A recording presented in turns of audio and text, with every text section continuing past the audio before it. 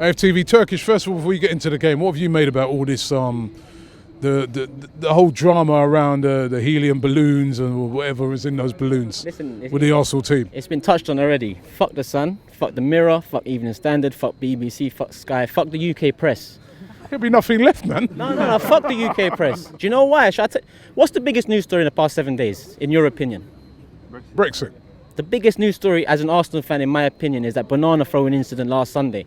Where's the media coverage about that? Where the fuck is the media coverage about racism in the Premier League in 2018 at one of the best clubs? Weren't on the front page, like you said. Come on, it wasn't on the... That's why fuck the UK press, fuck all of them. It's not only the Sun that's involved in this. Like, they cover it, look at their priorities.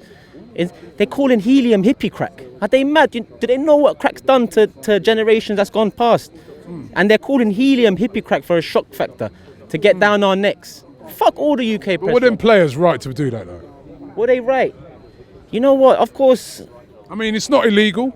It's not an illegal thing. We know that. But it don't look great, does it? It doesn't look great, but I also grew up on people like Tony Adams, Steve Bow, Lee Dixon, the man that will go to the pub after games. I love these players.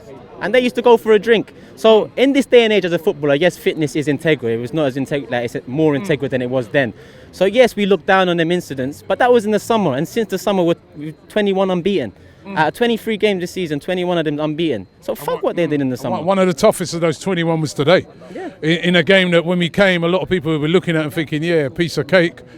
They made it really, really difficult for us, and we ground it out in the end. Torreira again. Yeah, Torreira, come on, man. Outstanding again. That's the word I used for him in the week. Come on, he's the guy for us. But you know, with Emery, I actually like the formation he set up at the beginning. And I would have taken maybe Guendouzi and put Mickey in for a bit more creativity. But I like that Oba and Laka actually started next to each other. And like Mo said, if Laka's goal wasn't disallowed, if Laka got that chance in, if Oba got that chance in, 2-3 up at half time. I still want to, you know what? I still want to see the.